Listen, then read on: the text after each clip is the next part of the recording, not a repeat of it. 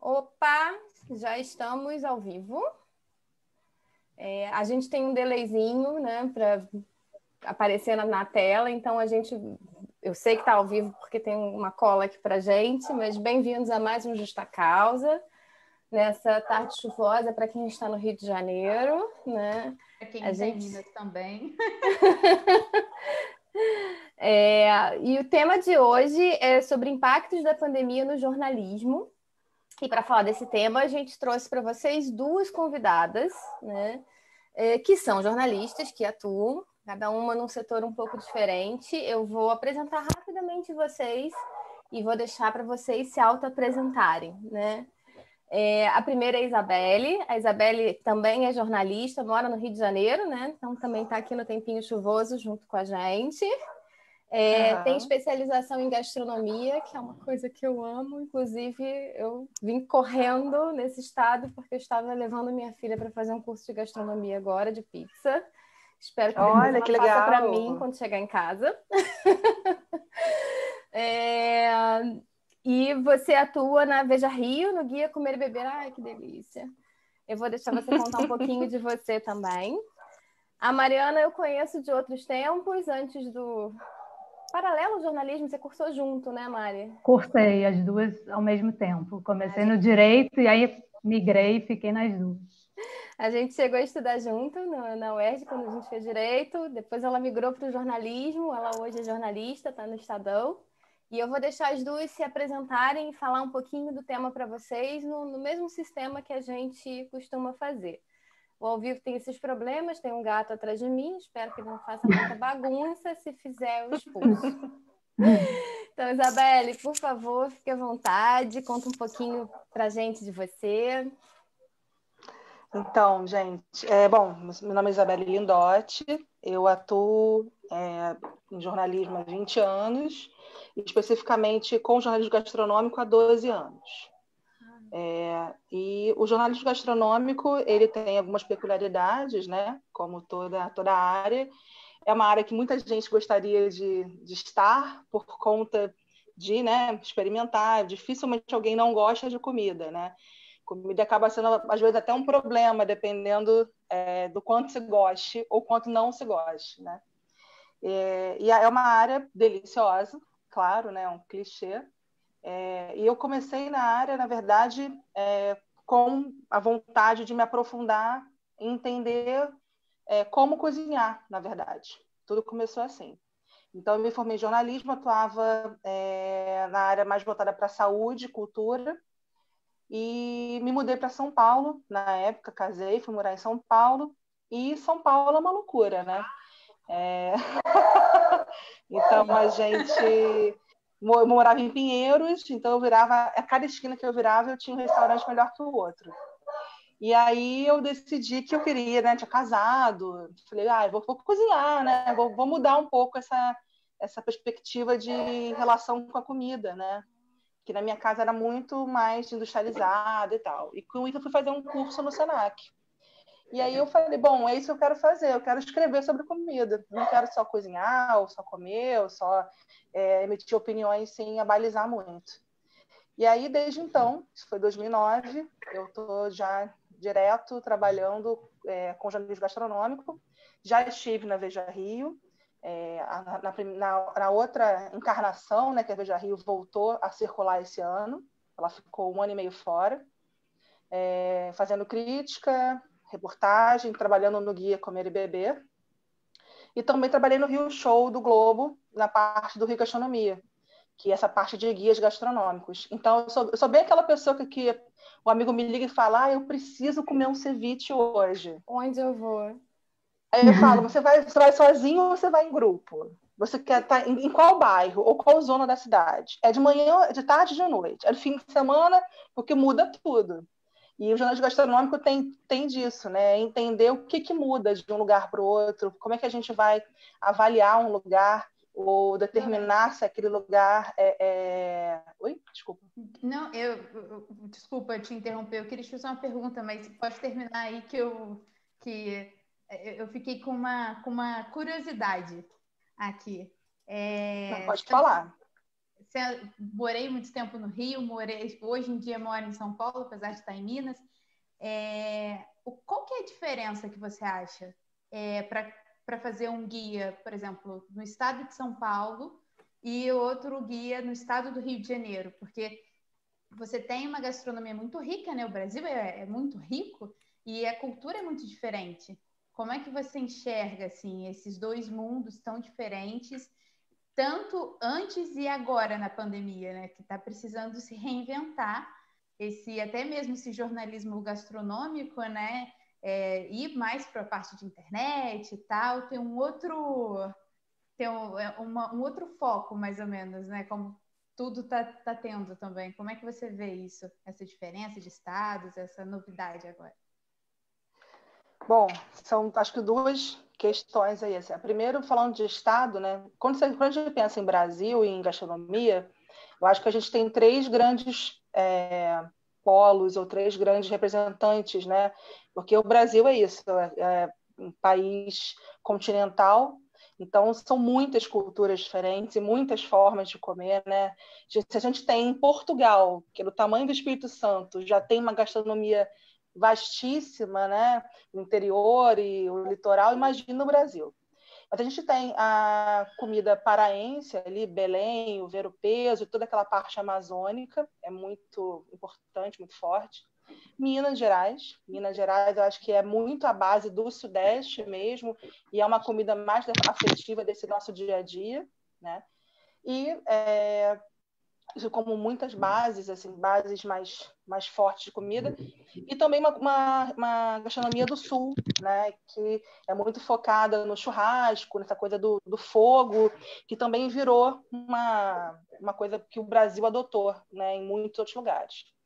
Então, isso faz com que é uma coisa meio dicotômica, né? Porque o Rio e São Paulo são as principais capitais, mas a gente pensar, as gastronomias são muito misturadas, né? São Paulo ainda tem um ou outro prato que é considerado prato paulistano, mas no Rio de Janeiro, por exemplo, qual é o prato carioca, né? Cuscuz paulista. Feijoada. Não. Feijoada é mineira. Eu acho que Não é feijoada. Não é mineira, não. Entende? O Rio, ele, apesar de muito pequeno em relação a São Paulo, é uma misturada absurda, né? Então, assim, a diferença para fazer guia de São Paulo ele tem uns guetos, né? São Paulo é muito mais dividido nesse sentido, o Rio é muito mais misturado. Eu acho que isso é o principal. Mas assim, o que tem em comum em qualquer guia é pensar, tem que categorizar para poder ajudar as pessoas a entenderem, buscarem isso, mas não ter preconceito, sabe? Eu acho que assim, quando a gente pensa em Rio de Janeiro, por exemplo, uma das bases é a comida portuguesa. Então, você tem um ótimo bolinho de bacalhau num restaurante de 2 andares na Lagoa, incrível, que é um bolinho que desmancha na boca, maravilhoso. Você tem um bolinho de bacalhau tão bom quanto num botequim. Só que você não pode esperar que o bolinho do botequim vai ser igual ao bolinho. Ele é um bolinho de botequim, ele tem características desse bolinho, né? Você não pode julgar igual e botar eles na mesma categoria. Então, pode ser um botequim 5 estrelas e um restaurante 5 estrelas e ambos terem bolinhos de bacalhau diferentes.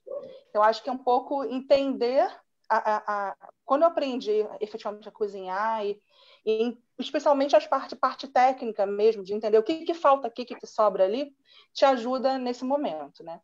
Em relação à pandemia... Deixa eu te cortar. Antes da gente entrar na pandemia, vou deixar só a Mariana se apresentar para... Pois senão eu vou que vou, gente. Eu também vou querer saber as dicas aí da pandemia, da gastronomia em casa. Começou a falar de comida, eu falei... A gente vai. Não vai parar nunca mais isso aqui. Não, então a minha parte é mais chata, entendeu? Porque eu cubro economia e negócios. Mas, enfim, a história, eu conheci a Viviane no direito, porque eu sempre quis fazer jornalismo ou direito. E fiz vestibular para as duas coisas, mas acabei optando pela UERJ, pelo direito. E no meio do curso eu vi que eu não tinha vocação, assim, tipo, eu não me sentia advogada e Assim, o jornalismo está um pouco na minha veia, porque a minha mãe é jornalista também. Então, desde criança eu ia para grandes redações, tipo no JB, desenhava em lauda, no tempo que a gente ainda tinha máquina de escrever, né? E então acho que isso era uma coisa muito presente para mim. Eu acabei decidindo cursar o jornalismo também, aí fiz as duas coisas. Me formei em Direito, fiz prova da OAB e tudo, não sei como passei. Mas aí acabou falando mais alto, né, o jornalismo. Na verdade, eu queria cobrir esportes, porque eu amava futebol. Você chegou a cobrir esporte? Eu me lembro Era grama na cheguei a cobrir no calcinha, não início. era? Não, primeiro na Gazeta Mercantil, tipo, meu primeiro estágio foi cobrindo esporte, mas aí era assim, hipismo, vela, tênis. Que bomba, né? Um pouquinho de Que todo vôlei, mundo né? Assim. Depois fui para Aí, como eu fazia direito, me chamaram para ir para o caderno de legislação, que eles tinham um caderno regional chamado Gazeta do Rio, tinha uma parte de legislação. E aí eu comecei a enveredar para esse lado. E depois, naturalmente, comecei a fazer coberturas também de questões econômicas do Rio de Janeiro, que era um caderno inicialmente regional, dentro da Gazeta Mercantil e tal. Mas, como a Viviane está falando, quando eu fui para o Globo, em 2010, eu participei de um blog, que o blog se chamava Grama na Calcinha. É que o nome o nome era tão genial que eu lembro dele até hoje, entendeu? Eu acho maravilhoso mulheres cobrindo a parte de esporte. Isso daí eu fico. Foi o máximo. Eu assisto. Assim, foi muito quando é assim, legal. eu assisto. Foi uma experiência muito boa, porque assim, eu acho muito importante, eu gosto muito de escrever também sobre outras coisas. Eu, por exemplo, eu cobri a Olimpíada em 2016 aqui no Rio, eu fiz vôlei de praia, fiquei um mês internada na arena ali no Leme, né, acompanhando tudo. Quando eu cheguei lá, assim, eu estava cobrindo economia, comissão de valores mobiliários, e aí eu falei, gente, eu vou chegar aqui e cair de paraquedas. Mas assim, rapidamente, sabe, tinha muito jornalista, enfim, a galera muito unida ali, um ajudando o outro, e você tinha ali histórias sensacionais, sabe? Então, assim, quem é jornalista, na verdade, você cobre qualquer coisa. Então, foi uma experiência muito legal. Então, isso, eu acho que isso também faz parte da minha história. Assim, eu gosto e é bom trabalhar. Assim, o Estadão me dá essa possibilidade. Eu sou da Agência Estado, que é a agência de notícias em tempo real do Grupo Estado, mas eu também acabo escrevendo para o portal e para o impresso. Então, assim, te dá uma possibilidade, uma gama muito ampla ali, né? Você escreve um pouquinho de tudo, né? Assim, então, eu acho que é isso. E a minha experiência no direito, acho que até hoje me serve muito, e principalmente nessa cobertura mais árida de CVM, que é o órgão regulador do mercado de capitais, enfim.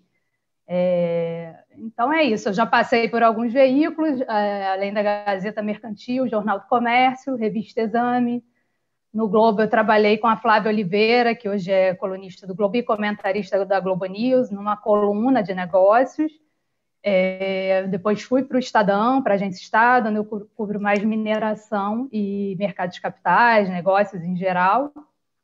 Tive uma temporada no exterior, eu morei em Dubai, depois a gente ainda pode falar sobre isso. Deu para trabalhar como correspondente um pouquinho, ter novas experiências. E, resumindo, é isso. Mas quando a gente trabalha em jornal, né, Mariana, é bem isso. Assim, eu entrei no Globo para poder fazer um freela de gastronomia. Já estava voltando de São Paulo, já acabado de me formar em gastronomia, tinha voltado para o Rio, né? Depois de fazer uns freelas. E aí cheguei bem em plena Copa do Mundo, aí você cobre Copa do Mundo, você vai fazendo um pouco de tudo. Quem estiver ali, né? Estiver na redação, meu filho. Exatamente. Eu dava plantão na Internacional. Então, pelo menos a cada 3 semanas eu tinha que cobrir Internacional. Já fiz tradução de discurso do Papa, sabe essas coisas? Isso.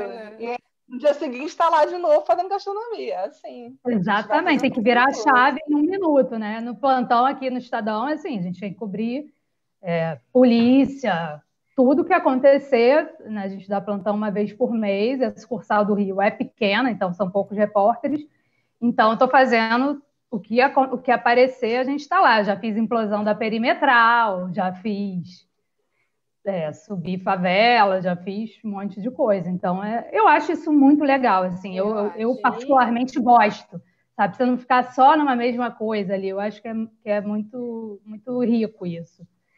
E jornalista é jornalista o tempo todo, né? O tempo inteiro. Quando Eduardo Vocês Campos barram morreu, numa história, caiu. Lembro, eu tinha feito uma cobertura até 11 da noite no dia seguinte, no dia anterior, então eu cheguei mais tarde. Eu cheguei quando estavam descobrindo que tinha caído o avião. Fui fazer o obituário, né? Todo mundo da redação ligando para as pessoas para saber. Então, eu liguei para vários políticos para poder pegar depoimento, esse tipo de coisa. A gente vai se virando, né? Não, eu também, no início de 2012, quando eu cheguei no Estadão, um dia eu fui escalada para fazer um índice, um indicador que saía, sei lá, 8 da manhã, da Fundação Getúlio Vargas.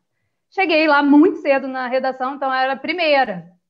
Aí a chefe de reportagem da Geral, né, que é como a gente chama, política, cidades e tal, olhou para mim, tinha caído um prédio, uma coisa foi horrível, foi super triste essa cobertura, tinha caído um prédio na Cinelândia.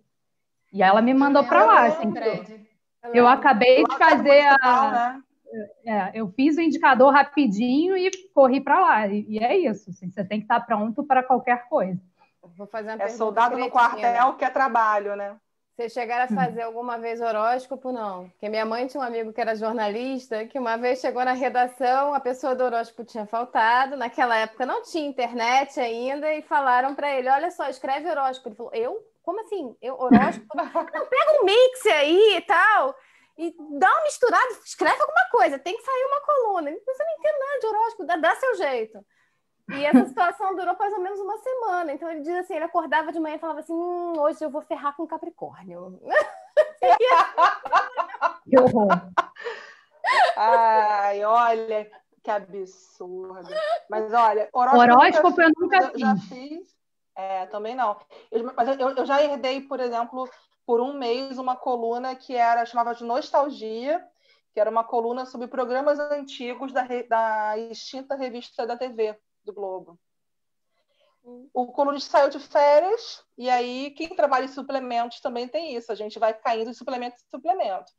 E aí eu fiquei na parte de revista da TV, a gente ia fazer um especial sobre 20 de novembro, né? Sobre a cultura negra e afins, e eu herdei por um mês essa coluna de Nostalgia. Aí eu tive que começar a assistir programa, eu falei, o que eu vou escrever sobre programa? Novela antiga, assim, fui atrás, né? A gente vai se virando. Pra tia, pra avó, pra mãe, pergunta, como é que era na sua época, que novela? Exatamente. E eu queria perguntar uma coisa para vocês, o que vocês estão sentindo hoje? Com a pandemia, né? Com a pandemia.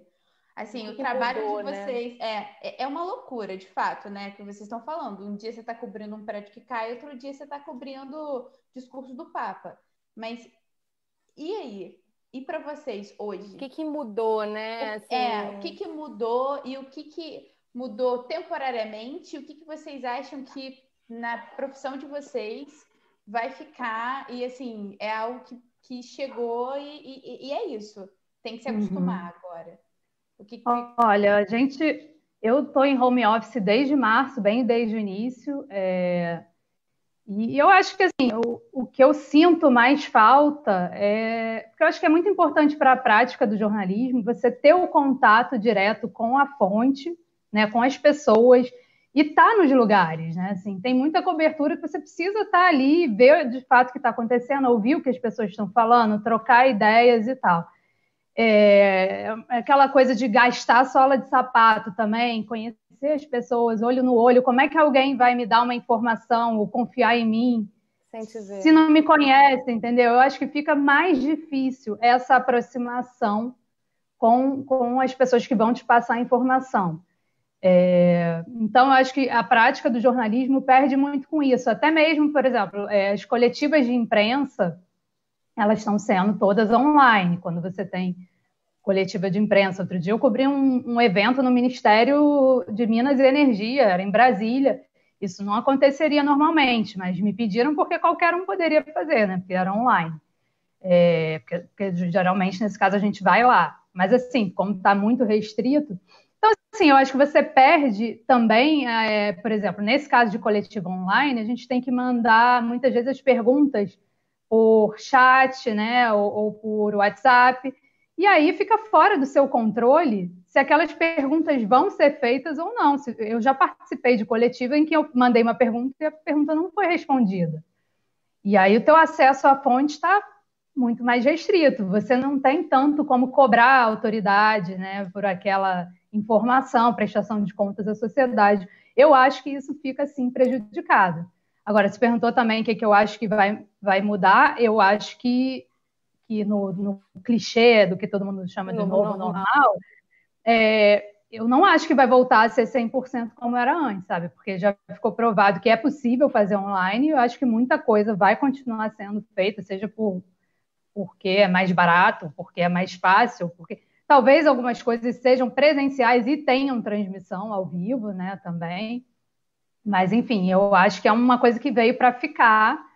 É claro que a gente só vai ter certeza do que vai acontecer quando a gente sair dessa, né? Mas, enfim, eu acho que é muito difícil que a gente volte a ter o volume de eventos presenciais que a gente tinha antes. E, assim, eu acho que faz falta, que eu sinto falta. A gente tem uma coisa chamada, Isabelle sabe, quebra-queixo, né? Que é aquela entrevistinha informal que você vai em cima do entrevistado quando acaba algum evento, vai todo mundo com gravador e tal.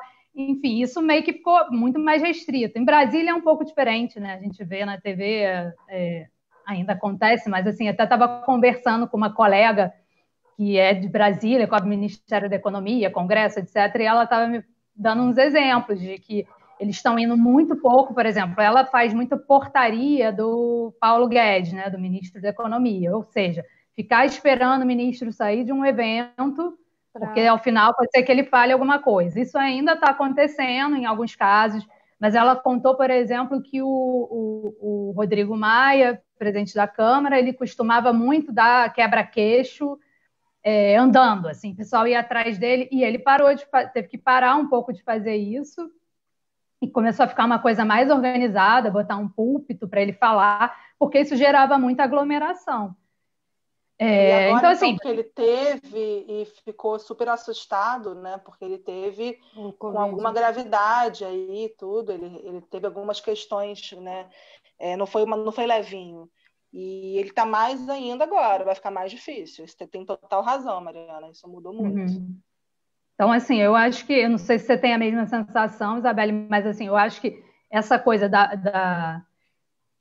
pode parecer old school, assim, mas eu acho que para o jornalismo é muito importante. O presencial tem um lado assim muito importante de cativar a fonte. Claro que a gente acaba usando outros meios, né? Assim, que tem telefone, que já era uma coisa que assim, hoje em dia o jornalismo já estava muito sendo feito por telefone, até porque a gente tem notícia em tempo real, as coisas têm que ser mais rápidas e tudo.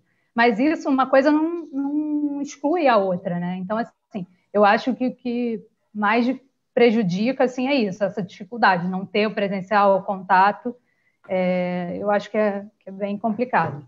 E no jornalismo gastronômico, é o iFood agora? Como é que funciona, gente? Crítica por iFood. Pois é, assim, o jornalismo gastronômico ele tem algumas nuances, né? Mas ele basicamente tem a notícia que a gente não precisa ir no restaurante para poder ter, né?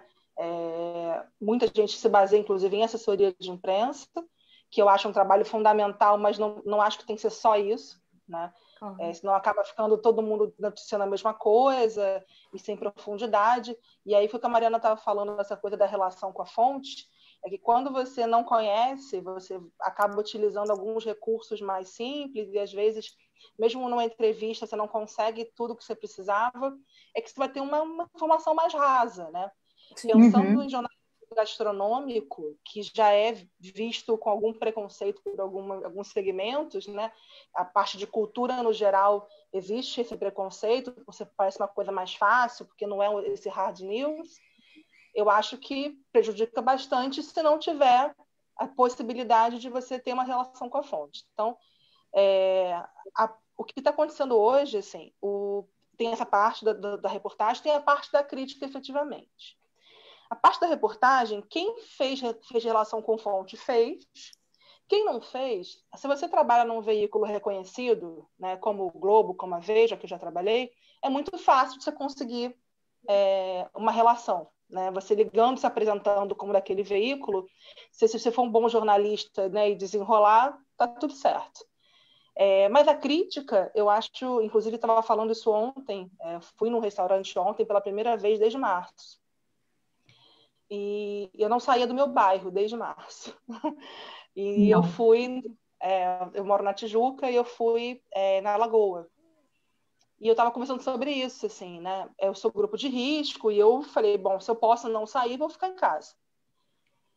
A relação, a crítica vai ter que ter um outro olhar, né? Ontem eu fui num restaurante e tinha mosquito, por exemplo, porque as janelas estão abertas.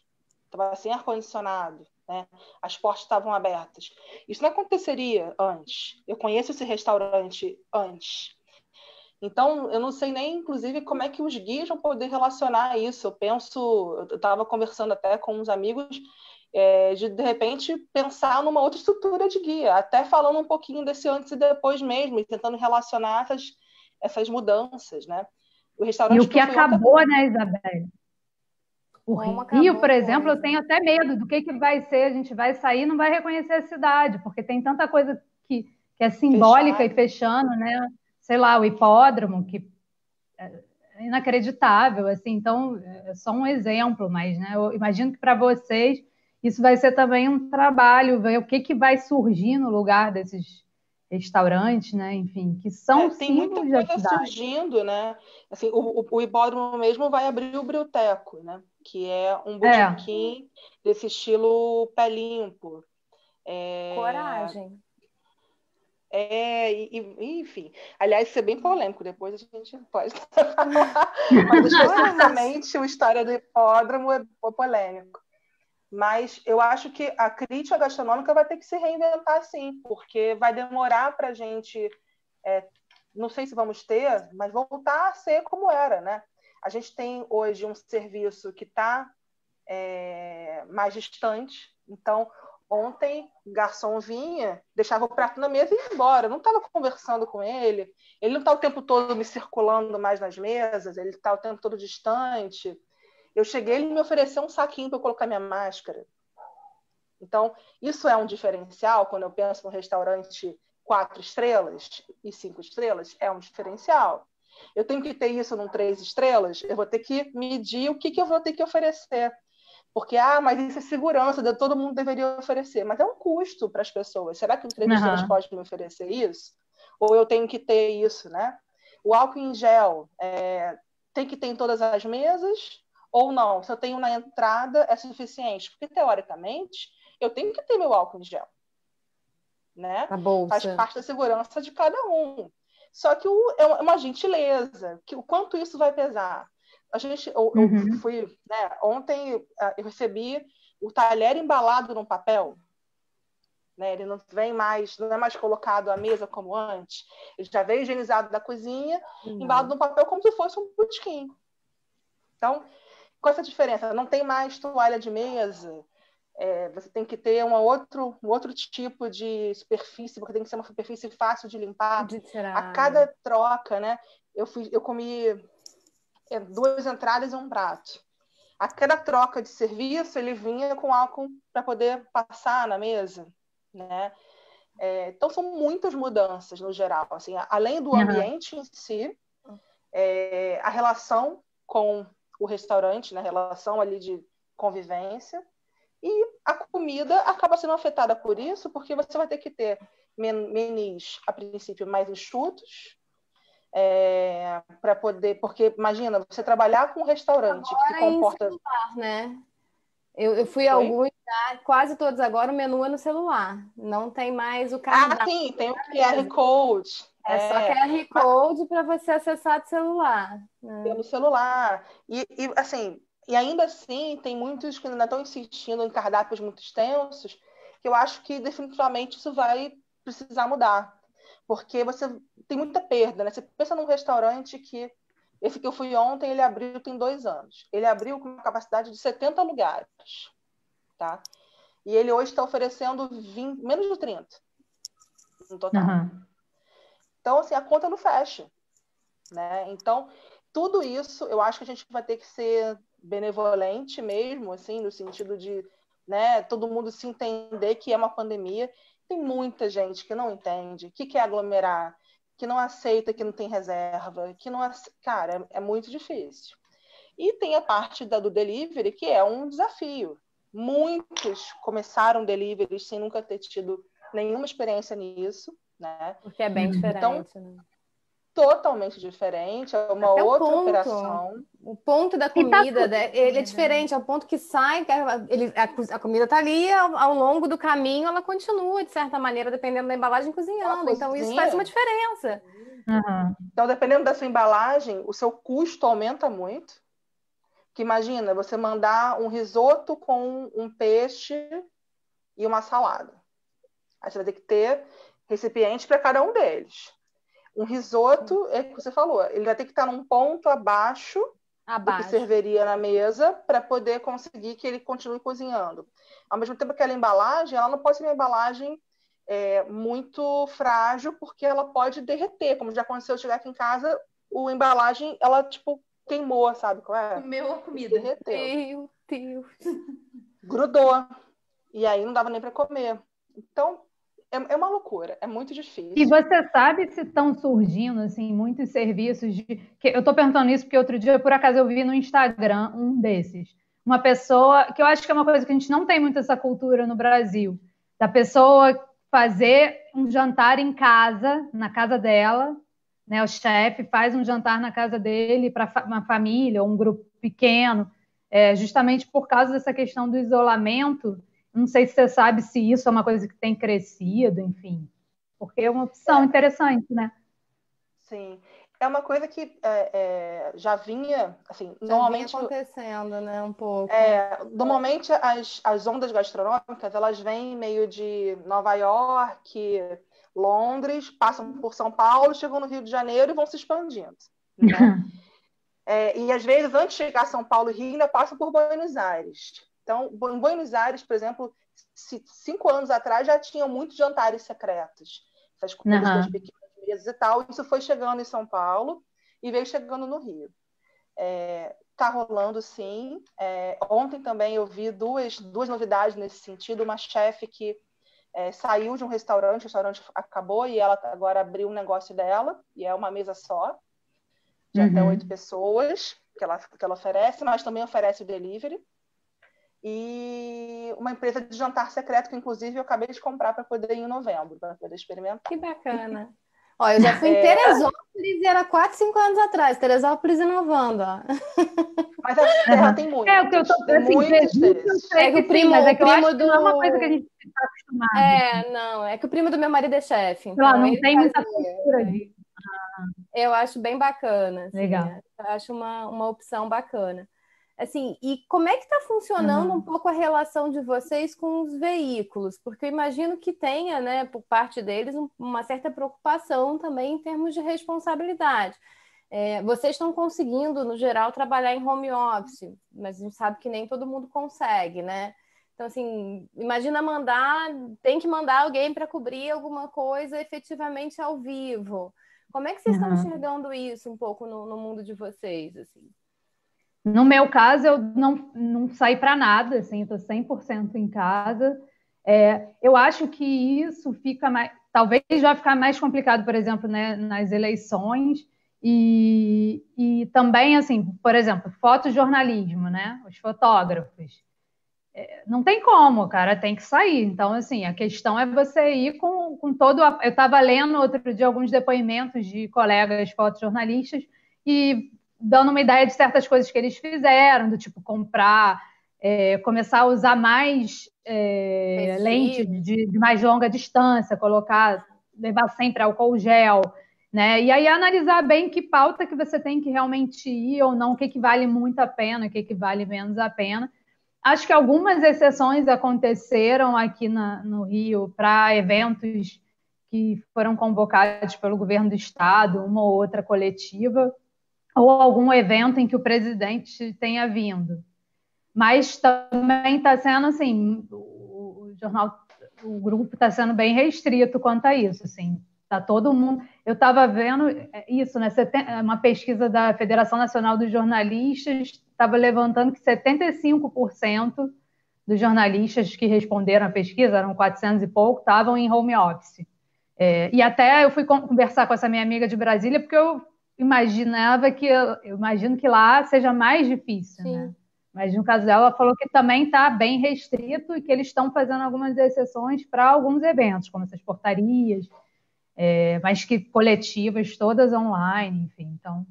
E até para entrevista mesmo, né? Imagina, eu assisti algumas, às vezes, em alguns canais, é estranho, porque você tem que ficar a uma distância enorme do entrevistado. De máscara, né? Também, todo mundo né? de máscara, 1,5 metro e tal, assim. Um como novo é normal. difícil, né? Mas como é difícil ouvir de máscara e falar e de ver máscara. A expressão também, né? A expressão, isso é muito importante. Faz muita diferença. Né? Ainda mais a gente que está em casa direto, eu e Mariana, tipo, eu não estou usando máscara, porque eu estou em casa direto. Sim. Então, ontem eu tive que usar máscara por 3 horas. É uma loucura. Uhum. Você conversa com as pessoas e fala, nossa, é muito difícil. É muito difícil. Para mim, assim... Desculpa. Não, eu falo demais. Eu atropelo as pessoas. Mas continua aí, porque se deixar, eu faço 200 perguntas ao mesmo tempo. Não, é que ela perguntou dessa coisa dos veículos, a relação com os veículos, né? Eu hoje não estou trabalhando para nenhum veículo, estou trabalhando sozinha, né? Então, assim, o que eu posso te dizer? Os meus colegas da Veja Rio, os meus colegas do Globo, que foram esses últimos veículos aqui no Rio que eu trabalhei, continuam em home office, dentro da editoria de cultura, né? Assim, continua em home office. O pessoal da Veja Rio, agora voltou com um roteiro gastronômico. Então, a repórter eventualmente vai em algum lugar, mas ela não é obrigada, entende? É meio tipo, deixa à vontade. Isso dentro do segmento de cultura especificamente, né? Porque é mais abrangente, a gastronomia está dentro de cultura nesse momento. Sim. Eu hoje trabalho, desde que, antes da pandemia, já assim, quando começou mesmo fechar coisas, enfim, a Veja Rio tinha acabado, o show estava mais restrito, começou a ter algumas questões de circulação, eu comecei a trabalhar com marketing digital também, a fazer produções independentemente. Então, eu escrevo para o meu Instagram. Hoje, por exemplo, é dia do pão, dia da alimentação. Eu vou fazer um roteiro com várias sugestões de pães artesanais e empresas que eu comprei e experimentei ao longo desse tempo, assim, né? Deixa seu Instagram aí para a gente poder seguir depois para ver os pães e todas as comidas. E é isso, aí eu faço listas, indico lugares, faço algumas produções, por enquanto tudo em casa. Esse lugar que eu fui ontem, por exemplo, foi um cliente que eu estou começando a trabalhar essa parte desse marketing digital dele, exatamente por isso, porque a relação online, eu acho que essa é a principal consequência da pandemia para a gastronomia, é o online. Então, as pessoas hoje, assim, você tem que ter fotos muito legais para poder as pessoas terem água na boca de comprarem o seu produto sem conhecerem. É a chance dos pequenos empreendedores de lançarem as suas marcas e realmente conseguirem abranger mais, assim, ter mais pessoas a fim de experimentar, porque você hoje chega, você sozinho é a sua própria comunicação. Isso é muito legal. Como isso vai impactar? Ih, você ficou muda. Ficou muda. Peraí, você mutou sem querer. Isso. Fui? Agora foi. Uhum. Eu espero de verdade que abracem isso também, né? Porque os roteiros, no geral, são roteiros muito focados nos lugares que eu estou. Ficou mudo de novo. Foi de novo? De novo. Agora foi. É que estão me ligando, eu estou pelo celular, e estão me ligando, eu estou tendo que recusar. Quando...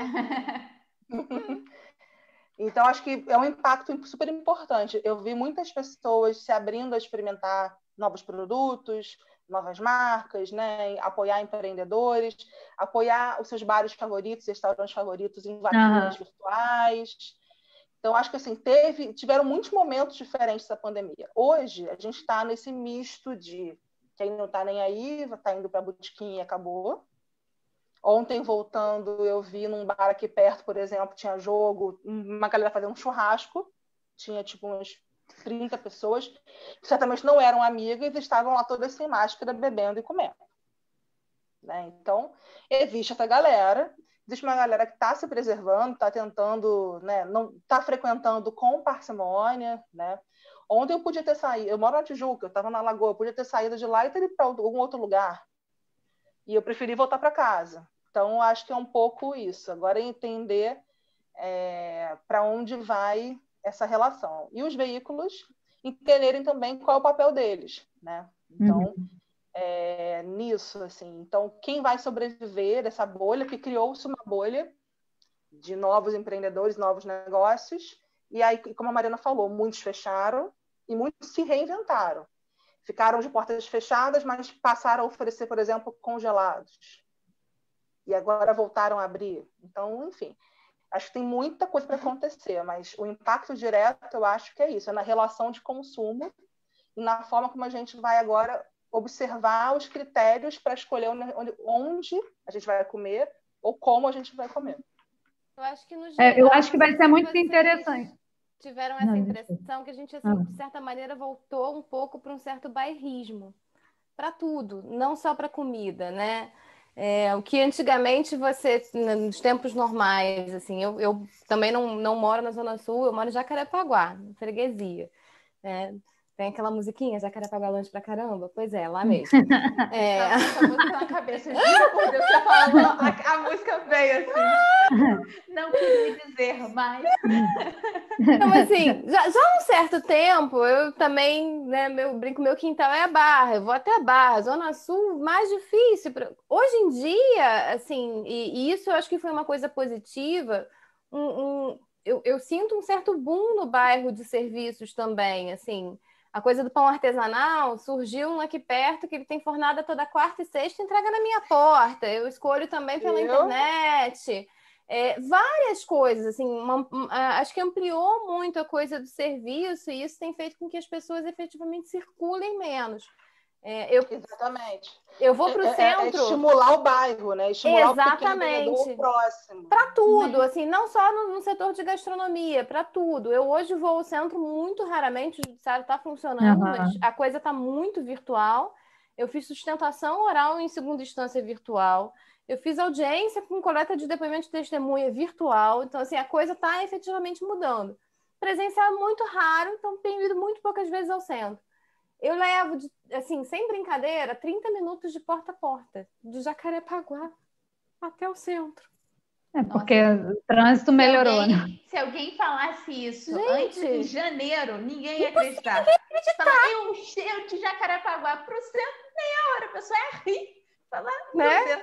Não é, mas é verdade. Então, eu acho que isso é um fator bom. As pessoas circulam menos porque o bairro está se desenvolvendo como um todo, assim. Tenho essa impressão. Eu queria perguntar uma coisa para você. Pode ser. Eu tenho uma certa curiosidade de ver o que vai acontecer e até uma certa apreensão ao mesmo tempo em relação a esses lugares que fecharam, que a gente estava conversando aqui, o que vai abrir no lugar, entendeu? Se vão ser restaurantes, bares e tal, ou se vai ser um outro tipo de comércio, se vai perder um pouco a identidade da cidade. Eu acho isso meio esquisito, assim, para falar a verdade. Tem um pouco de, sei lá, dói o coração, assim, quando você pensa nesses lugares que estão fechando. Muda muita coisa, né? Eu queria perguntar para vocês o seguinte, vocês estavam falando que, enfim, vai realmente mudar, já está mudando, e o custo para vocês? E o custo para o jornalista? Porque, assim, a gente tem um custo, né, enfim, para o trabalho. Para vocês, assim, por exemplo, a Lindote hoje, ela tem um custo maior, porque é mais difícil sair de casa, os restaurantes também têm um custo maior, às vezes tem que entregar comida para ela provar, é diferente. Você também, Mariana, tem um custo de ficar em casa e, enfim, cobrir as coisas de uma maneira diferente. Qual é o custo financeiro? Internet, e também, né, gente? E financeiro e psicológico, porque o jornalista está acostumado a ficar na rua, ele não está acostumado a ficar dentro de casa. Como é que vocês estão enfrentando isso? Assim, como é que está o bolso, né? Porque a gente sente muito o bolso, e o psicológico de vocês, assim, de ter que a profissão de vocês de estar na rua, mas agora vocês estão fazendo dentro de casa? Não, eu acho que essa questão do bolso não sinto tanto, porque o jornal dá, assim, eu tenho telefone do jornal, enfim, eu tenho internet, uma placa, um modem que eu posso usar. Não muda muito eu usar meu Wi-Fi, não muda o custo que eu já pago no meu pacote, enfim. Mas eu tenho essa opção, eu posso usar esse modem. Eu acho que o custo psicológico, como você falou, e a questão de, às vezes é até, sei lá, porque para você ir para o jornal, você tem que pegar um transporte, você vai comer no centro, é mais caro do que eu comer em casa, eu posso fazer minha comida, enfim. Talvez eu até, sei lá, fica ou no 0 a 0 ou até esteja menos custoso, assim. Mas, cara, é diferente, eu sinto falta. Eu acho que seria interessante ter um modelo flexível, assim, em que a gente pudesse trabalhar um pouco de casa e um pouco na rua. Eu acho que sair da rua 100% para essa profissão é impossível, assim. E isso eu sinto muita falta, assim, do ambiente da redação, que é um ambiente muito vivo. A redação é um lugar barulhento, com uma TV ligada o dia inteiro e um monte de gente falando, telefonando e ao mesmo tempo falando e tal. Se acontece alguma coisa, eu vou trocar ali com meus colegas, vai ter sempre alguém para me dar uma ideia, vai ter sempre alguém para me passar um telefone, para me fala com fulano, liga para ciclano, vou te ajudar, vou pegar aqui. E quando você está em casa, por mais que a gente se fale por grupo de WhatsApp, faça reunião de pauta e tal, não é a mesma coisa, entendeu? Então, assim, eu acho que tem um lado que é confortável de você trabalhar de casa. Por exemplo, eu faço os julgamentos da CVM, da Comissão de Valores Imobiliários, são toda terça-feira, então eu sou frequentadora assídua do último andar lá da 7 de setembro, do auditório, às terças-feiras, para acompanhar os julgamentos. Gente, um auditório que é um frio danado, eu tenho que ficar com o meu laptop ali, acompanhando aquele negócio que é super técnico e tal. E aí tudo tem dois lados. Eu fazendo isso de casa é um pouco mais tranquilo de acompanhar. Você consegue acessar mais facilmente um outro computador para ver alguma coisa que você esteja precisando de um documento e tal. Ao mesmo Pode tempo, tomar um cafezinho, fazer um lanchinho, sim, não ficar com inveja dos jogadores que estão recebendo café lá enquanto você pois está é, mas ao esperando o seu julgamento, né? Ao mesmo tempo, eu não tenho acesso ao advogado, sei lá, de alguém que for condenado, que o cara está ali na minha frente, eu posso ir ali dar licença, queria saber se vocês vão recorrer, você pode me explicar a decisão, etc., que é super importante também. Então, assim, tem os dois lados da moeda. Eu acho que tem eventos e eventos, assim, agora que a gente já experimentou esse trabalho em home office, viu que dá certo, e a produtividade não é brincadeira. Aumenta. A gente trabalha muito, muito, muito, acho que todo mundo, não é só... Mas no jornalismo é muito difícil você botar um limite, porque você... Cara, tem hora que eu falo, pelo amor de Deus, me esqueçam. Mas claro que não, tá? Não me esqueçam. Mas assim, você fica recebendo tanta informação e você fica se coçando, que você não vai deixar o negócio passar. Você quer dar o furo, você não quer, não sei o que, mas se você deixar, você tá 24 horas por dia ali ligado, sabe? Então, assim, eu acho que é isso, tudo tem dois lados, mas eu acho que faz muita falta esse ambiente da redação e essa coisa também que eu já tinha falado presencial, e mesmo assim, a gente estava falando o negócio da máscara, né? E quando você vai entrevistar uma pessoa, tete a tete, você está vendo a expressão que ela está fazendo. Você consegue ver se ela falou com ironia, se, entendeu? Tá Ou mentindo, se não, tá, se está mentindo, se não está. Exatamente, são nuances assim que são importantes. Então, eu acho que isso faz falta. Eu acho que muitas coisas que a gente faz podem ser feitas de casa, sim, continuar sendo feitas, mas eu acho que outras não. Tudo. Eu acho que a tendência é ter uma coisa híbrida, né? Assim, você nos dois casos, acho que no direito também, você ter um home office alguns dias da semana e alguns dias presenciais.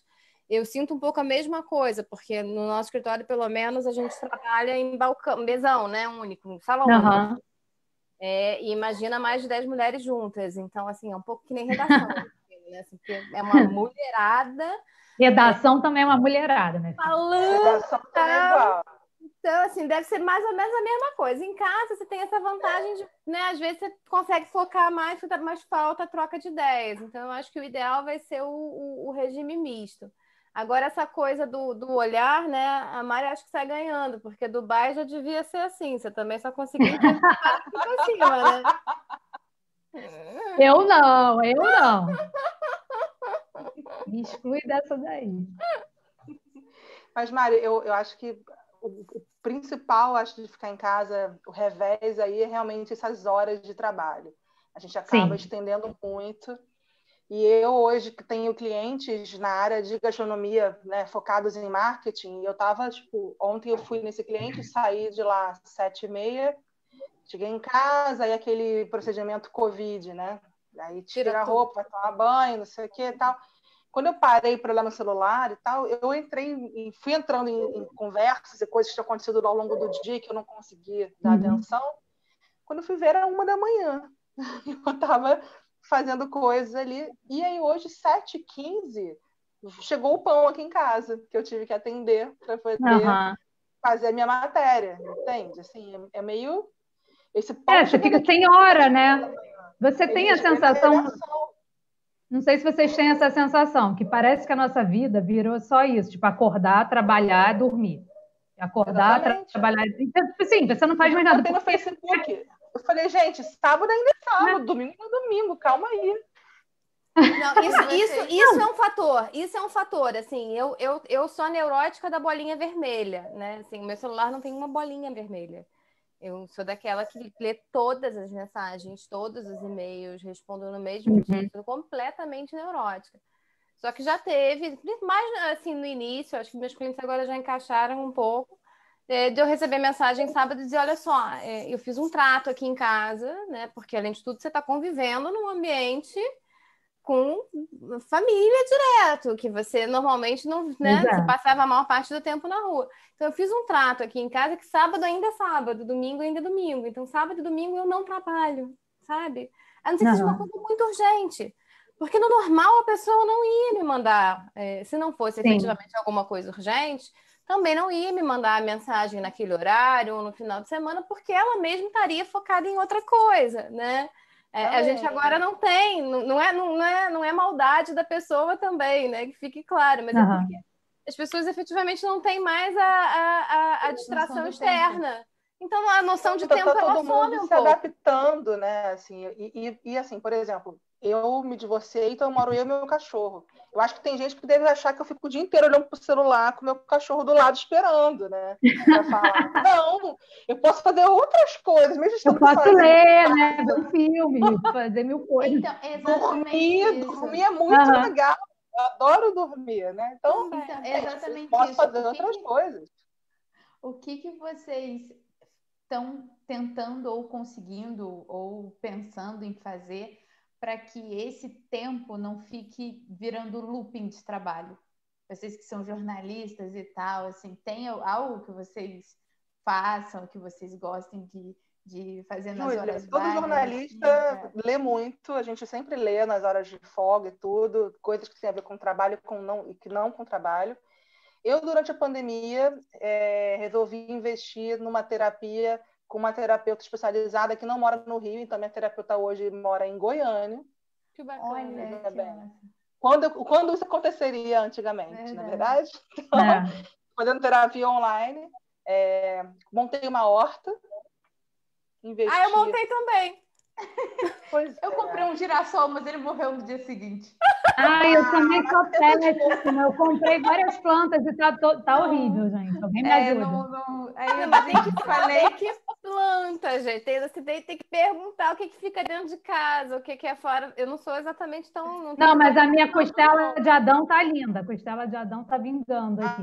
Eu adoro costela de Adão. A minha tem uma outra que eu matei afogada.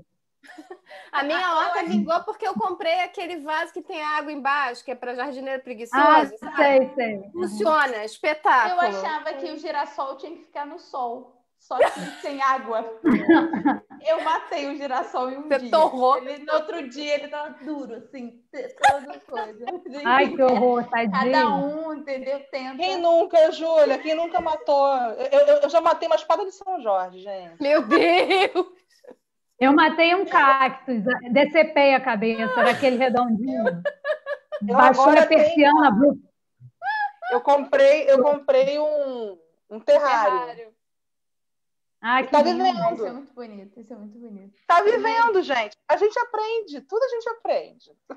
E Mariana, e você? Você tá fazendo horta? Como é que tá aí a sua vida? Não, então, eu tenho 2 gatos. Eu também, por acaso, também me divorciei na pandemia, um pouco antes.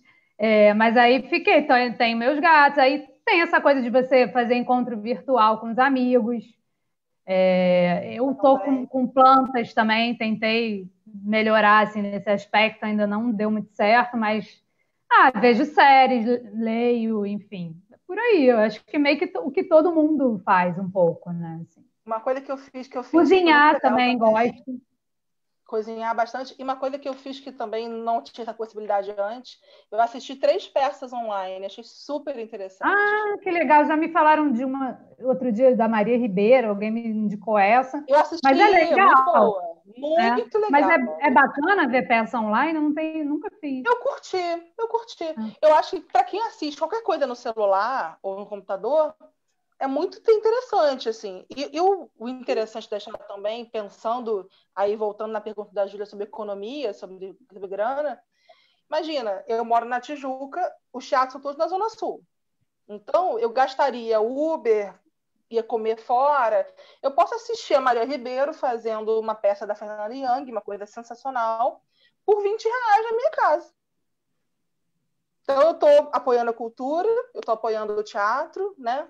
E estou assistindo, estou pagando, estou ali vendo, mas estou comendo meu cachorro quente em casa tranquila, sem gastar dinheiro, não gastei Uber, não precisei fazer nada, assim. Então, o que eu fiz? Eu peguei um momento e fiquei com a luz, apaguei a luz, sabe? Fiquei focada como se fosse assistir um filme no cinema, ou uma peça no teatro. Achei super interessante. Eu, em um mês, gastei R$50 e assisti 3 peças. Porque tem umas peças de Petra Gold também que são super legais. E assisti uma com a Lília Cabral e com a filha dela, que foi incrível. Uma outra com a Júlia Rabelo, as 2 na Petra Gold. E essa da Maria Ribeiro, que foi 20 ou 25, mais cara. Sensacional. Eu também tenho ouvido muito podcast. Podcast eu também acho muito legal. Mariana, falando de podcast, você que trabalha no Estadão, hoje, principalmente depois da pandemia, eu gosto muito de podcast. Eu assisto todos os podcasts, principalmente o jornal, porque você está trabalhando e você está ouvindo a notícia em tempo real ali e é muito bom. Hoje, no jornalismo, principalmente para o seu tipo de jornalismo, o podcast ele é uma das maiores ferramentas, vai se tornar, ou o pessoal ainda vai ficar no belo e antigo e tradicional jornal que você hoje em dia você não pega, né? Mas você está ali no computador. Como é que está isso hoje? Eu acho que você tem um desenvolvimento de todas essas mídias, né? Assim, eu acho que é impossível fugir disso, tanto que todos os veículos têm podcast, já está todo mundo também organizando transmissões ao vivo, entrevistas, né? As famosas lives aí, que deram até o que falar para as companhias, começou a discutir o que você podia falar, o que você não podia falar, enfim. Eu acho que é um caminho sem volta, assim, podcast com ou sem pandemia, né, rede social, tudo isso. Acho que o jornalismo já estava meio que passando por um momento de se reinventar e agora mais ainda, né? Agora, eu acho que também a pandemia reforçou muito o papel do jornalismo, né, assim, como a missão de informar e também de ajudar no combate à desinformação, né? Que eu acho que prolifera, assim, e quando você está tratando de saúde, né, é muito grave, né? Então, assim, eu acho que a gente teve iniciativas bem interessantes como o consórcio de imprensa que foi formado para colher dados relativos à pandemia junto aos estados, a partir do momento que o Ministério da Saúde começou a limitar essas informações, começou a dificultar, por exemplo, divulgando os dados tarde da noite, né? O presidente chegou a dizer que a gente não ia ter mais matéria no Jornal Nacional sobre isso. Então, assim, mudou até o horário, né? O horário passou para 10 horas da noite, que fica impossível, muito difícil você veicular. Então, assim, os jornais que são concorrentes E aí, lógico, estou falando da grande mídia e tal, mas você tem os veículos independentes que também são super importantes, né, e tal. E aí, isso é um exemplo de uma iniciativa que eu acho legal assim, de reforçar esse papel do jornalismo, de checagem, de trazer a informação verdadeira, fidedigna, tratar ali de toda a extensão. E todo mundo aprendendo muito, porque eu não estou na linha de frente dessa cobertura de pandemia, né? Mas assim, a gente acompanha e vê todo mundo que cobre saúde e tal, tendo que aprender cada vez mais, né? O que é epidemia, o que é pandemia, como que você vai comunicar isso e como é que você faz isso sem trazer pânico, né? Então, acho que foi um monte de coisa, mas eu acho que você trouxe para a sociedade muito essa noção de que é importante você ter ali alguém que está, de fato, checando o que está acontecendo, apurando, ouvindo fontes confiáveis e te mostrando o que é verdade, enfim, o que é confiável ou não, né? Assim, é muito difícil você conter essa avalanche de informação que a gente recebe pelo WhatsApp e tal, mas enfim, eu acho que foi um momento bem relevante assim para o jornalismo nesse sentido. Muito bom. Vivi, você tá muda. Eu tô muda? Agora foi. Agora foi. Por causa daqui. Eu sinto falta do papel, confesso. Assim, eu cancelei a assinatura do jornal de papel na pandemia. Até então eu era assinante de jornal de papel e eu sinto falta, porque criava uma certa, para mim, uma disciplina. Então, você tem um pouco aquele horário de ler o jornal. Uhum. Digital, eu confesso que eu ainda não consegui ainda criar a mesma disciplina, porque quando você pega um bichinho desse, tem 1,5 milhão de coisas acontecendo aqui que vão tirando seu foco, né? Não tem mais aquela hora de sentar para fazer isso, tem que retomar isso, inclusive. Mas eu acho que isso é uma coisa de geração, assim. Mas eu ainda gosto de livro de papel. A galera mais nova, né? Não consigo ler livro. Não, eu também. A Assim. quantidade de papel. Eu acho maravilhoso você chegar domingo e abrir o teu jornal, ficar ali lendo, né? É tão bom. Eu Uma sinto coisa. falta do. Mas os tempos são outros, né? Enfim, então, assim, você tem que se desenvolver, tá todo mundo investindo nisso, né? E exatamente o que eu ia perguntar. Hoje, como você tem esses 1.000 veículos, modos de divulgação diferente, como é que vocês veem isso para apresentar o conteúdo de vocês? Porque hoje você não basta só escrever, você tem que colocar um memezinho legal, uma letra bacana, chamar a atenção de uma forma, porque tem o seu conteúdo e o conteúdo de mais 100 pessoas que você tem que chamar a atenção para você, né? Para que a pessoa leia o que você está falando. Porque hoje também as pessoas veem foto e vai passando, mas como é que vocês têm alguma tática ou vocês já pensaram nisso, em como prender o público no que vocês escrevem, no que vocês falam hoje, principalmente por conta da tecnologia e da grande quantidade de informação? Isso é muito a minha praia, né?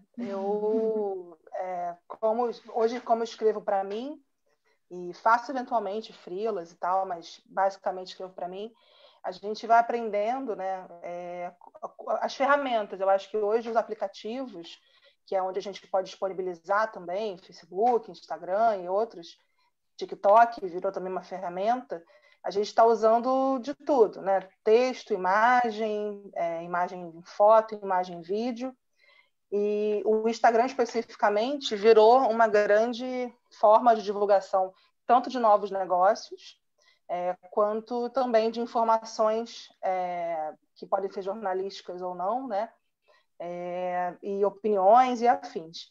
O que eu faço hoje eu uso o meu conhecimento de comunicação para tentar ser multiplataforma, né? Uhum. Então, usar dentro do o Instagram, ele te permite muitos instrumentos, ali, ferramentas que são gratuitas, e quanto mais você utiliza formas diferentes, então você tem o feed, aí tem o story, dentro do story você tem várias possibilidades de interação, né? Pode fazer uma enquete, uma pergunta, você pode gerar um conteúdo a partir da resposta do seu público também. Dentro do Story agora você tem o Reels, que é uma forma de tentar enfrentar o TikTok, que são vídeos de 15 segundos, você pode fazer edições dentro do seu próprio vídeo ali. Talvez o Barroso vá começar a utilizar isso, porque até o Barroso foi pro TikTok. Depois que o Barroso foi pro TikTok, olha, qualquer pessoa pode estar lá hoje em dia. Eu tô assim. Eu não conheço o Barroso, mas já tô achando que o Barroso é o ministro do STF. É o ministro do STF. É o ministro do STF. Ele tá no entendi. TikTok. Você imagina o ministro do Supremo Tribunal Federal no TikTok. E ele tá ótimo. Eu adorei. Eu vou procurar. Procura. Ele está ótimo, juro fazer, porque, enfim. Mas, desculpa, eu só não me aguentei. Eu lembrei do Barroso falando, vem votar, TikTok, gente. Eu me lembro. Vem votar. Você não viu? Não vi. Olha, eu sou jovem também. Venha votar. Gente, tá ótimo. Vocês precisam votar. Pois é. Eu me lembro do TikTok, lá em janeiro, um amigo que também trabalha com gastronomia, falando, não, Lindote, tem que ver, TikTok é muito legal. É uma rede social aí para adolescentes, mas é muito legal, aí o pessoal está usando. Porque isso, quando surgiu, era tipo assim, adolescente chinês, aí o pessoal usava para fazer pegadinha na rua, fazer vídeo na rua, que são vídeos curtinhos. E aí eu falei assim, eu vou entrar nisso não. Aí passou um tempo de jornalista, né? Falei, vou entrar para ver como é que é. Então eu tô lá, nunca publiquei nada, mas eu fico lá só bisbilhotando, sabe? E aí o Instagram fez agora o Reels, que é uma possibilidade de fazer vídeos no estilo TikTok. Você pode colocar música, fazer edição, juntar um vídeo com o outro. Por exemplo, hoje eu recebi aqui uma caixa da Stella Artois falando sobre o Aconchego Carioca, que é um restaurante aqui do Rio, que está fazendo uma parceria de divulgação. Eu peguei a caixa é linda, veio com vários produtos e tal. Então eu fiz micro vídeos abrindo a caixa, vendo a caixa e tal, vou experimentar, e aí se for bacana, porque eu só publico se eu gosto, não tem jeito, eu vou fazer um vídeo editado pelo Reels, que vou demorar 5 minutos para fazer, e que vai me gerar um alcance muito maior do que alcançaria se fosse só uma foto no feed. Por quê? Porque o Instagram, para eles, cada ferramenta que eles fazem nova, eles querem que aquilo viralize. Então, eles vão mostrar... O meu perfil tem quase 5 mil pessoas. Então, imagina, no feed, sei lá, 500 vão ver direto. Se for bem, a audiência vai aumentar. Se eu publico no Reels, aquilo vai direto para pelo menos mais de 1.000 pessoas. Porque para o Instagram vale mais a pena mostrar o Reels do que mostrar o feed, entendeu? Mas então, isso é dentro do Instagram, a pessoa que não sabe. Sim, tudo dentro do Instagram. O Instagram te oferece Story, Feed, Reels, IGTV, e dentro do Story um monte de possibilidades, inclusive as lives. Essas coisas eu pergunto pra minha filha. Ai, maravilhoso. Ela que me atualiza. Masterchef Júnior e consultora. Consultora. Vai rolar uma pizza hoje, que a gente já sabe. Mas então você vê essas plataformas hoje como uma forma de divulgação mesmo, né?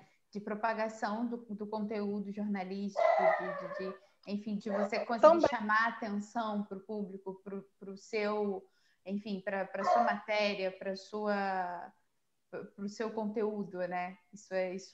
Eu acho super importante que o jornalismo se aproprie, sabe, dessas ferramentas, porque, especialmente no jornalismo gastronômico, tem muita gente que fala sobre blogueiros como se fosse uma coisa ruim, né? Existem profissionais ruins em todos os setores, né? Sim. Então, o que eu acho que não pode confundir quando você tem uma pessoa que faz um conteúdo, né? Agora o Instagram te permite, inclusive, colocar designar você como criador de conteúdo digital. Você pode, quando você entrar como uma pessoa comum, entrar como uma empresa ou entrar como um criador de conteúdo digital. Isso te permite que você não seja jornalista, tá? E você crie conteúdo. Esse conteúdo vai ser baseado na sua opinião. Não necessariamente vai ser uma verdade ou uma mentira, né? O que se confunde muito com o jornalismo gastronômico, porque tem gente que acha que o jornalismo gastronômico é simplesmente opinião. né? Assim como acho que crítica de cinema sempre puxa opinião.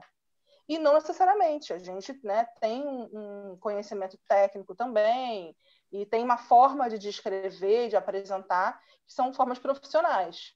Tem muito criador de conteúdo que faz isso de uma forma super profissional, né?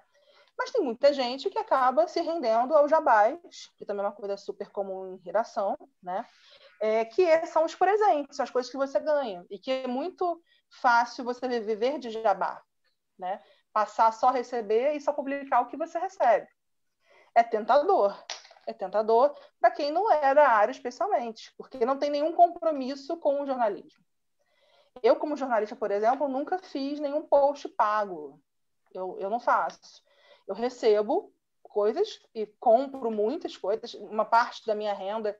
E aí, falando sobre a parte financeira, Júlia, eu economizei bastante em Uber e táxi e afins por conta do deslocamento, mas eu investi esse dinheiro muito em experimentar coisas, comprando sabe, e fazendo a minha parte nesse sentido, assim.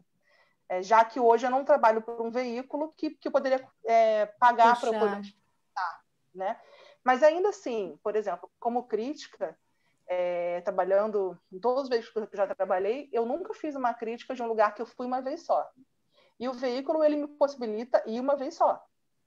Então, eu normalmente ia pelo veículo, tentava também fazer uma forma de ir com assessor de imprensa, caso eu tivesse assessor de imprensa, sem falar que eu já tinha ido antes, ou sem falar que eu iria depois.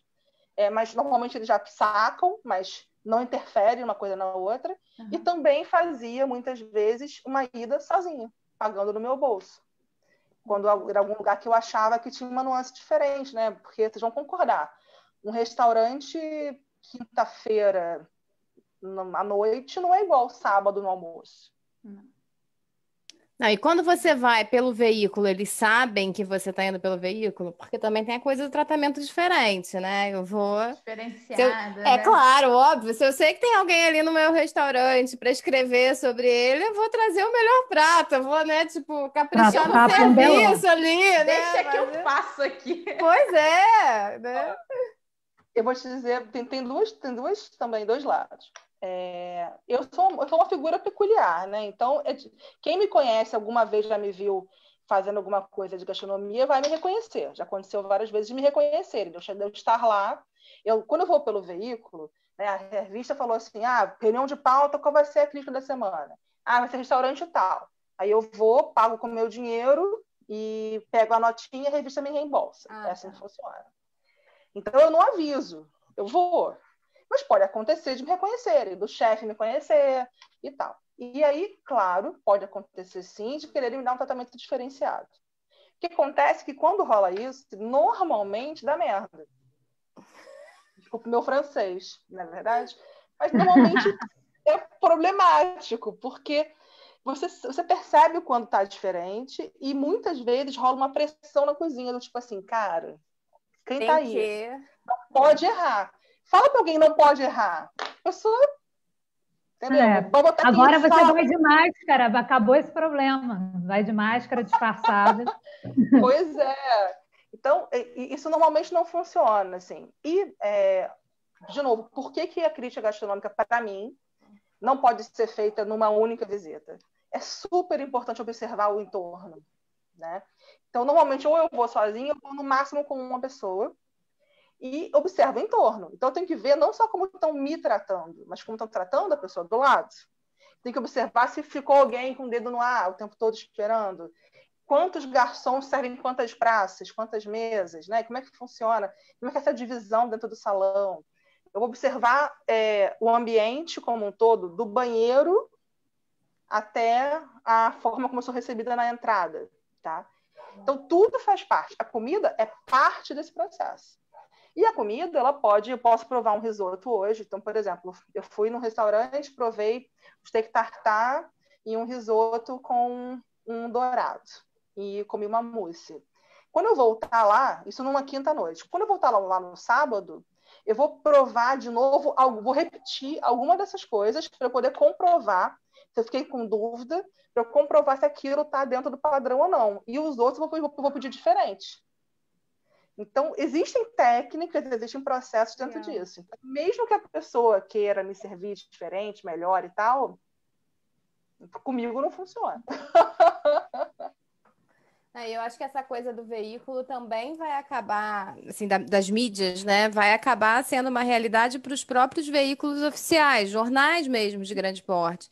Um pouco aí dentro do que a Mari falou, do compromisso com a verdade, porque a verdade é que você recebe, assim, 50 informações diárias por, né, meios diferentes, mas você ter um balizador, cara, quantas vezes eu não recebi, às vezes, notícias reais, e até na área do direito, aquele furo que é feito por um veículo menor, dizendo saiu o julgamento de não sei o quê. Eu falei, não, peraí, deixa eu ver se é verdade. Aí você vai no Google e espera ver se apareceu no Globo, no Estadão e tal. Não, beleza, agora pode divulgar. Tem um peso, né? Tem um peso. Sim, com certeza. Não, até na pandemia tem uma coisa chamada Projeto Comprova. E aí fizeram um projeto só sobre o novo coronavírus. O Estadão faz parte, acho que são 24 veículos, uma coalizão. E aí, para monitorar justamente as publicações em redes sociais, aplicativos de mensagens e tipo, checar aquilo. E, assim, a presença mesmo dos veículos em redes sociais, isso já é uma realidade, né? Para todo mundo, no Twitter, Facebook. A gente também divulga muito a nossa produção no LinkedIn, no Twitter, não só minha pessoal, mas de uma matéria bacana que um outro colega fez, enfim. Está todo mundo, né, assim, inserido nesse contexto. Não tem como você ficar de fora disso. Né? E o que eu achei legal dos grandes veículos, assim, pelo menos o que eu tenho visto, é que estão colocando gente nova e sem aquele perfil de terno, gravata, cabelinho engomado. Tem gente hoje, tem as suas tatuagens e tá tudo bem, vai de blusa, de malha e tem um outro, passa de uma forma diferente. Então, as pessoas que são mais novas se sentem até mais incluídas, porque não fica uma coisa tão séria, tão quadradona. E eu acho que isso, hoje em dia, as pessoas estão modificando muito, isso acontece na área do direito, né? E isso está dando muito no jornalismo também. Os meus amigos que são jornalistas, eles têm uma pegada muito diferente do que, por exemplo, a minha tia, que é a mãe da Ana, que era jornalista, tinha tem uma pegada mais solta, digamos assim, mais arrojada. É essa palavra, mais arrojada. Isso é muito legal, assim, você vê aqueles... É tipo um pop-up que passa na televisão, às vezes, sabe? Tipo, aquelas notícias curtinhas. G1, por exemplo, que vem aquela galera jovem, assim, com uma roupa muito tranquila e dando uma informação sem ser William Bonner, sabe? Tipo, boa noite. Isso é muito bom, eu acho isso muito interessante. Mas eu acho que isso também é uma contribuição, de certa maneira, também é uma contribuição da pandemia e acho que vai ficar. Assim, eu vejo muito pelo meu marido. Ele não é da área de direito, trabalha em administração de empresa. E hoje as pessoas estão fazendo reunião. E acho que a Vivi travou. Tá funcionando? Tá funcionando. Eles estão fazendo reunião sem estar com aquela coisa de blusa polo, entendeu?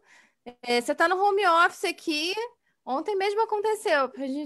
E é uma das coisas também que aqui em casa, pelo menos de ficar em casa, a gente tem sentido de meio que preparar, querer mudar o ninho, né? Então, a gente está mudando o quarto da Mirella, porque percebeu que precisava, uma coisa que a gente imaginava antes, mas agora você tem que ter uma mesa. Tem 3 pessoas em casa, com 3 computadores. Não tem, né, espaço certinho para isso e tal. Então, a gente está fazendo uma mexidinha aqui.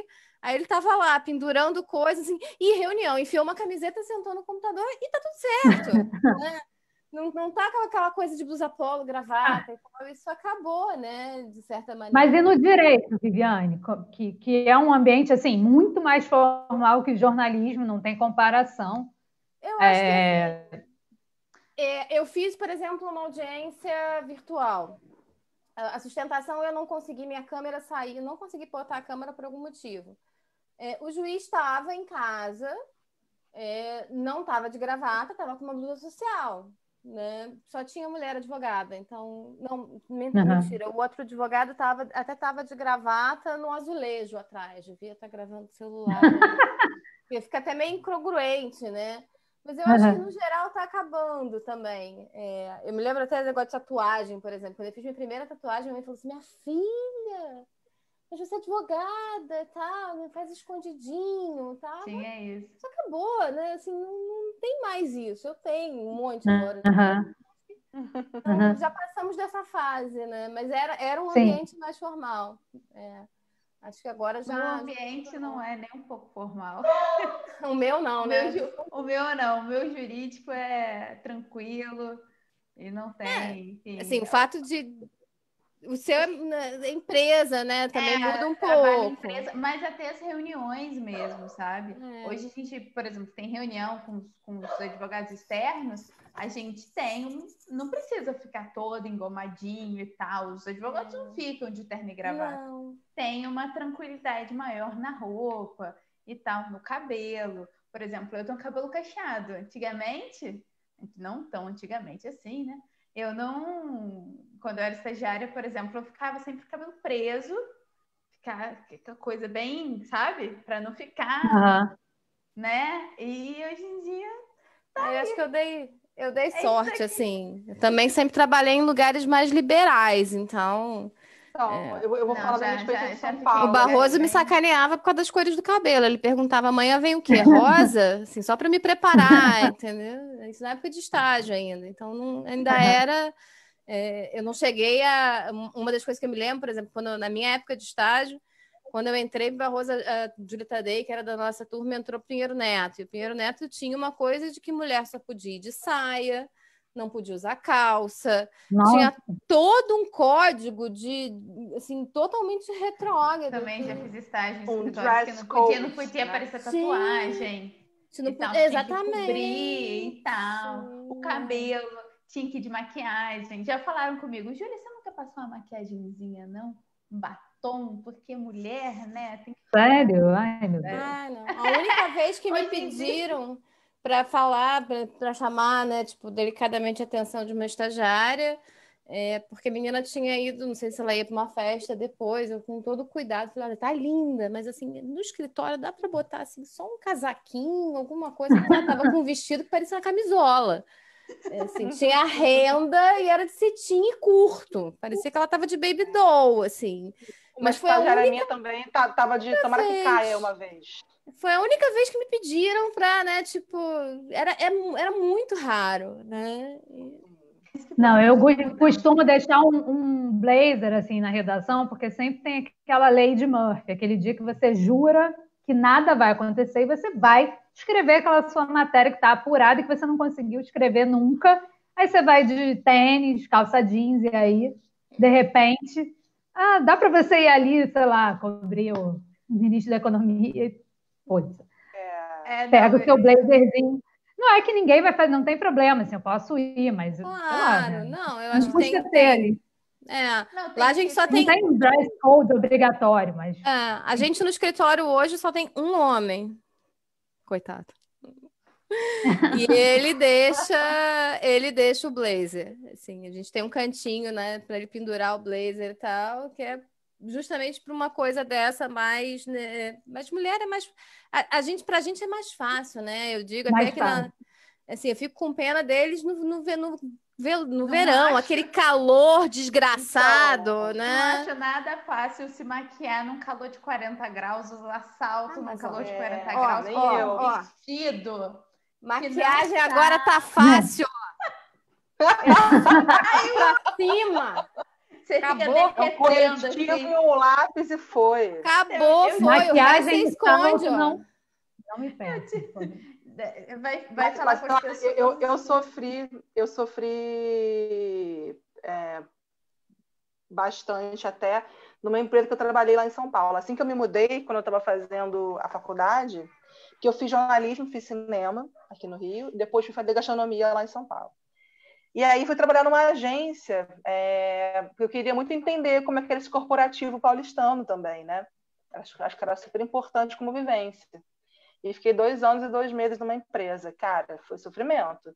Eu tenho um cabelo bem parecido com o seu, Júlia. E eu tive que fazer escova progressiva, assim. Porque você gosta de ficar fazendo toda hora escova, não dava, sabe? De repente eu me vi de escova progressiva com luzes no cabelo. Nunca fiz. Eu sofri gordofobia, por exemplo, por conta de... Porque assim, eu achei que eu fosse sofrer pelo sotaque carioca. Mas tem uma coisa de imagem com mulher, né? Assim, o homem ele sofre mais com a história do terno, do formal, menos, ele tem menos opções de roupa, né, mais profissional do que para lazer. Mas a gente, apesar de ter uma gama maior de opções profissionais também de roupa, acho que tem outras pressões, né? Que são pressões estéticas mesmo. E que aí independe se você é magro, gorda, magra, gorda, alta, baixa, cabelo cacheado, cabelo curto, cabelo comprido, vai ter sempre alguma questão, né? Cabelo comprido tem que prender, o cabelo curto, tá muito masculino, tem que botar um batom. Cabelo cacheado tem que avisar. Existe uma pressão estética no trabalho da mulher como um todo, que eu acho que eu sofri isso em empresa, assim. Dentro do jornal, da revista, das redações, nunca tive nenhum problema, não, assim. Mas com empresa, sim, tive esse problema. E eu saí de lá por conta disso, assim, porque não aguentava mais. Falei, gente, eu vou virar outra pessoa daqui a pouco, né? Então, chegar ao ponto de, tipo, eu tava lá com uma saia também, tranquila, do joelho, nada demais, eu não sou uma pessoa que usa nada muito curto e tal, uma camiseta, e surgiu uma reunião com o cliente. E aí foi um surto de que eu tinha que botar também um blazer, alguma coisa. Eu falei, gente, é um cliente de uma importadora de pescados. Eu estava fazendo um texto, um texto técnico para uma revista de pesca. Isso aqui tinha que ser um texto jornalístico, que era uma revista, a gente tinha que mandar como, né? E aí eu ia fazer aprovação com a técnica. Por que eu tenho que comprar um blazer para isso, né? Tem sentido. Então, eu acho que a gente tem essa questão do feminino também, assim, essa cobrança estética como um todo, que é bem, bem chata, assim, e acho que a gente, talvez com a pandemia, né, não sei se vai ter algum tipo de mudança nesse sentido, porque a gente está nessa. Você falou do seu marido, mas foi bem isso, eu estava aqui também trabalhando, eu ia à live, botei uma camiseta e sentei aqui também. Não, já teve não tinha lavado o cabelo, eu botei um arco. Foi uma assim, não foi justa causa, não. Foi uma live que a gente fez de alguma coisa, foi a Bia. A Bia esqueceu, ela estava no transporte. E a imagem tem essa vantagem, né? Então, assim, do jeito que ela estava, ela enfiou uma blusa em cima, prendeu o cabelo. Oi? Tudo certo. Eu ia tomar uma ducha antes, não deu tempo que eu estava trabalhando, vou tomar depois. Aí eu botei um arquinho no cabelo, que não lavei ainda, camiseta e sentei aqui, tá tudo bem. Mas eu acho que isso vai ser um dos ganhos da pandemia. Eu acho que realmente essa coisa de formalização da imagem e tal, eu acho que isso vai mudar. Até porque, cara, quando você está em casa, não é só uma questão de, vou me arrumar para fazer isso. É que você está fazendo 50 coisas ao mesmo tempo. É exatamente isso. Assim, não dá para parar, às vezes, né? Diferente quando você tem a coisa presencial, que você fala, não, agora é meu horário de trabalhar. Então, agora eu vou me arrumar para isso. A gente está num timing 24 horas, então você está trabalhando, você está saindo, carregando para da criança, volta, não sei o quê, vê gato, cachorro, periquito, papagaio, senta de novo e está tudo certo, né? Então eu acho que isso vai mudar um pouco. E uma das coisas que eu acho que às vezes essa informalidade, de certa maneira, ela quebra barreiras. Eu não sei se vocês sentem isso um pouco no jornalismo, mas no direito tem duas situações que eu vejo isso. Um pouco lá no escritório a gente tentou imprimir um ambiente mais informal de propósito, assim, uma coisa mais acolhedora, e a maioria dos clientes, depois da primeira reunião, comenta isso. Fala assim, nossa, eu me sinto tão mais tranquilo aqui, porque tinha aquela coisa de advogado, né, que você chega assim, com licença, senhor, e tal, né? Pô, aquilo cria um bloqueio na pessoa, às vezes, né? E você tá ali num confessionário. Eu preciso saber tudo, que você fez de certo ou de errado, porque eu tenho que ter o quadro total para poder te dar uma solução para aquilo. Então, eu acho que isso cria. E a outra foi na minha época de estagiária, eu nunca vou esquecer. Eu estava fazendo... Não, nem estagiária, eu estava recém-formada. E aí eu estava fazendo 1 milhão de coisas no escritório, tal, não sei o quê, e aí o telefone toca, a secretária fala assim, Viviane, é o Sérgio Bermudes. Ele queria falar com o Barroso não tá, você atende? Eu falei, tá, passa. Quando eu atendi, eu falei assim, oi, Sérgio, tudo bem? Aí eu, assim, né? Era um cara muito mais velho, um advogado muito mais reconhecido, não era o tratamento esperado, né? Mas saiu tão natural e eu fiquei muda, assim, quando eu percebi, porque eu estava fazendo outras coisas.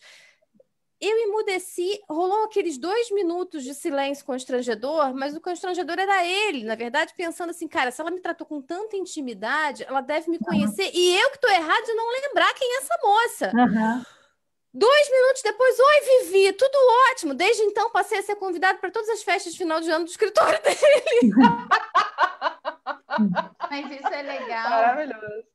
Isso é legal porque hoje as empresas, eu não sei escritório, né? Porque eu trabalho em empresa, mas as empresas hoje, elas não têm essa formalidade, né? Você consegue ser mais dinâmica e você consegue ter cabelo enrolado, você consegue usar batom rosa, como eu tô aqui, e tá tudo bem. Eu ia, quando, enfim, tava tudo normal, eu já fui pro trabalho de All-Star.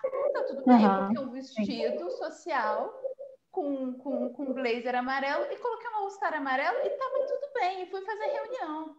Então, assim, as coisas estão mudando e as pessoas não estão mais ligando tanto. Gente, é uma questão de bom senso tudo, eu acho. E assim, no momento você está discutindo coisas muito mais relevantes, como ações afirmativas, né, para incluir, sei lá, como esse programa, os programas de trainee do Magazine Luiza, da Bayer, para negros, etc.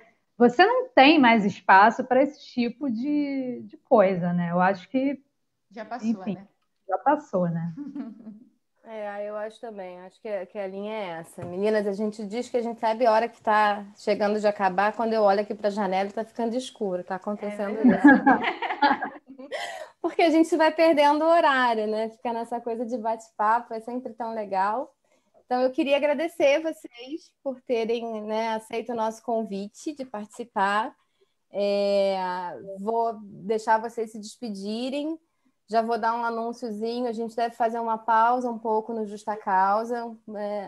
A gente está um pouco naquele momento ninho, né? Então agora a gente vai entrar um pouquinho para repensar o formato, porque a gente está naquele momento híbrido que as coisas estão começando a voltar ao normal, de certa maneira, né? Que a gente nunca parou, mas a rotina está começando a ficar mais pesada também, né? Então, a gente deve dar uma pausa aí por alguns meses para retornar, mas eu queria agradecer muito vocês.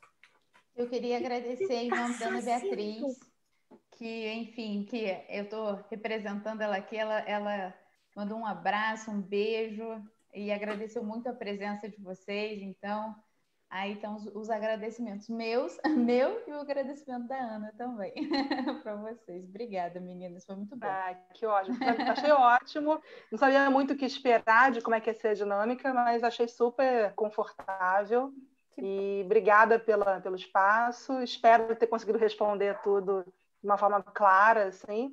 Acho que está todo mundo aprendendo também a viver nesse novo normal aí, então foi um prazer. Obrigada. Também adorei participar. Estava também, né? A gente agora ficou aqui do outro lado do balcão sendo entrevistado, mas foi bem legal, porque na verdade é uma troca, né? Um bate-papo, e tem essa coisa da informalidade, então acho que fica todo mundo muito à vontade. Acho que é um formato bem bacana. Parabéns.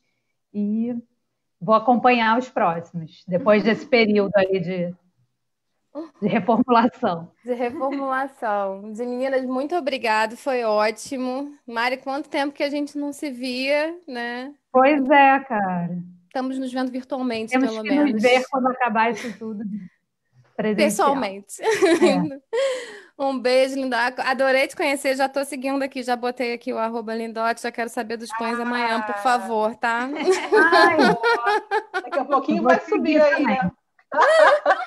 Me sigam, que eu vou conseguir vocês de volta, que é ótimo acompanhar isso, né? A gente vai trocar informações, querendo saber onde comer um ceviche, um risoto, um steak tartar, uma mousse, só me falar. Perguntarei. Meninas, um beijo, muito obrigada. Tchau, tchau. Beijo. Tchau, tchau. Tchau, gente.